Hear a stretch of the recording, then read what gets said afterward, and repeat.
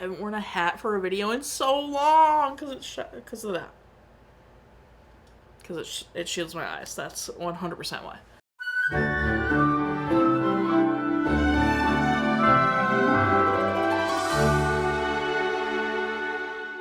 Welcome back to Every Disney Movie Ever. My name is Jess and I'm watching Every Disney Movie Ever. Today I'm going to be talking about Monsters University. Monsters University is a 2013 animated theatrical release about how Mike and Sully become the great scare team we all know and love. It is directed by Dan Scanlon, cinematography by Jean-Claude Kalache, supervising animation by Scott Clark, editing by Greg Snyder, music by Randy Newman, and it's written by Daniel Gerson, Robert L. Baird, and Dan Scanlon. The film stars Billy Crystal as Mike, John Goodman as Sully, Steve Buscemi as Randy, Helen Mirren as Dean Hardscrabble, Peter Sohn as Squishy, Joel Murray as Don, Sean Hayes as Terry, Dave Foley as Terry, and Charlie Day as Art. Plans for a Monsters, Inc. sequel existed in 2002. Eisner and Steve Jobs were not getting along, so Eisner turned to Circle 7 Animation to make a sequel because they owned the rights to all of Pixar's characters and the ability to make a sequel, but Pixar didn't want to make the sequel at the time. Originally, it was going to focus on Mike and Sully going to the real world to give Boo a present, and then they discover that Boo has moved and they get stuck there. Then when Eisner left and Iger was his replacement, the negotiations with Pixar went back online, and then obviously the studio bought Pixar, and so that version was scrapped, Circle 7 Animation was closed, and then the sequel to this one with Pixar was announced in 2010, and the release was originally supposed to be 2012, and it was pushed back for Breaking Dawn Part 2, and then they decided to just push it to summer of 2013. Animators used global illumination for this film. It was the first film they used it for to overhaul the system they had been using since Toy Story. This system that they used to manually input reflections and shadows, which got harder as the characters got more technologically advanced. This system used path tracing to automatically light the scene. The cinematographer was on record saying, "What if we just made the lights work? Like, what are we doing?" So this system used being automated gave the animators more time to work on the characters and models and more complex things, which was really wonderful. Filmmakers ended up visiting several colleges: Harvard, Stanford, Cornell, MIT. They studied the architecture, student life, Greek life, and organizations, and teaching. Some of the producers lived in a fraternity house for weeks. And then this is Randy Newman's 7th collab with Pixar. The film had a $200 million budget and made $743.6 million. $0.6 million in the box office. Insane. Has an 80% on Rotten Tomatoes consensus, offering Monsters, Inc. fans a welcome return visit with beloved characters. Monsters University delivers funny and thoughtful family entertainment for viewers of any age. This is gorgeous. The detail on Mike's fingers when he's holding something, absolutely stunning. So beautiful. I will say some monsters I feel like look like other creatures in other movies. I can't remember the name of the film, but it's a pretty recent film about a girl who finds out she's like a sea creature. Like a, what is she? Like a squid or something? And she's got to fight mermaids. All of the like monster designs in that were very similar to like the one girl leading the scare games with the wing bat hair. I feel like that was like that girl is a blueprint for a lot of monsters in a lot of other movies, or just like weird creatures or whatever. So I feel like things are starting to look more and more like themselves, which is interesting. Otherwise, absolutely breathtaking. So beautiful. Very cute opening. Love how much it solidified it, how much Mike wants to scare. Just that whole like moment with him and the monster voiced by John Krasinski was so good. Genuinely loved seeing Mike get that passion. There were a lot of laugh out loud moments in this for me. When the tour is happening, the girl says, "I think we have some of the best chefs in the world at this college," and then the chef just like dumps garbage on the buffet. That was so funny. The slug trying to like rush to class was funny, but then the circle back after the end credits was so good to solidify that joke, because you could forget about the slug, but I hadn't forgotten about the slug.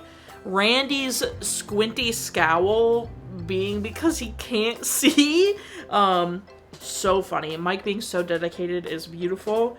I feel like this movie, y'all are gonna laugh at me. I feel like this movie is a mix of an extremely goofy movie and Sydney White.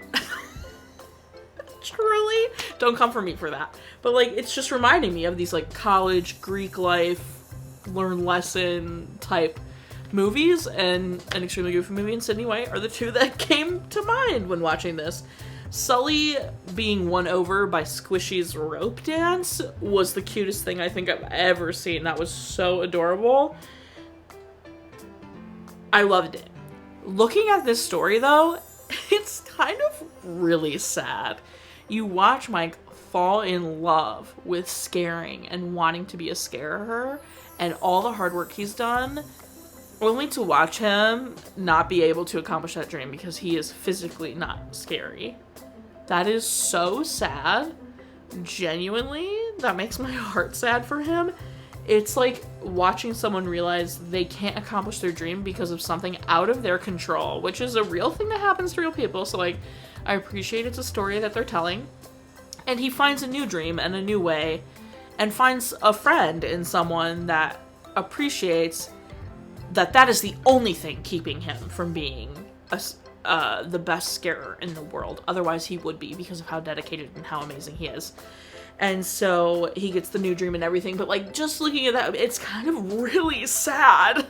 So I was like, dang, this is kind of super depressing, until it isn't, obviously. The scene, my favorite scene, which I feel like would probably be a lot of people's favorite scene, is when Mike and Sully work together to scare all of those adults to power the door to get back to the monster world. That scene is so good. How they work together to do all these things that like are known to scare people, like the creepy baby doll, the sounds, the scratches on the walls, the beds moving, things knocking over, weird sounds. So good. And then to like fall backwards and have a giant scary monster roaring in your face, that would have worked on me. 100% that would have worked on me. And then I love that it like blew all the canisters and blew the Dean's record out of the water, because they filled and exploded a ton of canisters working together. So super good. And then I love, it's fun that they go from like enemies to besties. But what I love the most is at the end when Mike is like, I'm gonna, go work on a new dream or whatever, and Sully comes and grabs him and is like, none of any of the stuff we did would have been possible without you. You are a great scarer. Like, you need to still be doing that somehow or whatever. So, and then the fact that they decide to go work at Monsters, Inc. anyway, and like work their way up, starting in the mailroom, very Hollywood. That's a very Hollywood track, how they say you could start in the mailroom and work your way up. Not so much a thing that happens anymore today, I feel like, but it was cute to watch that all happen. Surprisingly, very good story. Not surprisingly, I guess, but like, surprise to me, I suppose. I've never seen this one. My favorite part is probably the scaring the adult scene and working their way up to the scare floor, leading into, just before we probably have seen in Monsters, Inc. And then obviously it's also nice knowing that like Mike wanted all of that and everything, and then it turns out when they find out that laughter is the best medicine, Mike becomes like, etc. Least favorite part is probably the cheating reveal. That is really heart-shattering. I had a feeling, obviously, but it's a really good reveal. It's really... because you want it to be true. You want for Mike that that's true, so you're almost telling yourself, like, it's real, that's true. And so then when you find out, like, you have an inkling it isn't true, and then when you find out it isn't true, that's super sad. But kudos to Sully for telling the truth and being honest with the dean and getting kicked out and everything. Recommend? Yes, absolutely. Watch again? Sure, I got no problem with that. Specific moments. I hadn't been super interested in this when it came out. I wasn't a big Monsters, Inc. person. I love the movie. It's just not one I revisit. So I just didn't, have an interest in going to see this. Pleasantly surprised me. I thought it'd be good. I didn't think it'd be, genuinely kind of this good. So that's really nice. Sully is such a jerk at first, so it's nice to see that character development. Art is hilarious. We love Charlie Day. He's always a good choice, I feel like. The mom and the metal, just listening to my tunes and then it being metal, that's an iconic clip. I've seen that clip, but it's still, it hit. It was really funny. Way better than I thought. I will say I think the last third is way stronger than the rest of the movie. The movie is strong. It's very good. But I feel like it really picks up momentum and finds its place and real strength story-wise in the last third. That's when I was glued. The first like chunk, I'm like, boo, college, Greek life, poor Mike, having to bust his butt to prove himself, you know, so that I felt was very similar to like a lot of other movies of people in college trying to prove themselves. It's the last third where it really comes together, I think, but very satisfying ending, a good prequel unlike Oz the Great and Powerful, so I enjoyed this. I thought it was fun. That's everything I have for Monsters University. My final rating is 8. What should we do? 8? I don't know. Monster University hats? Because that was really important. Because that guy gave him his hat? Maybe. Let's do that. Let's see if I can find it. Monster University hats out of 10.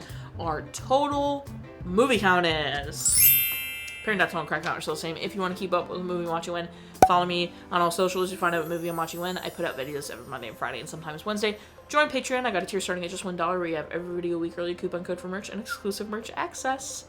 Tiers above that, daily trivia, monthly postcards, bonus content, better coupons for merch,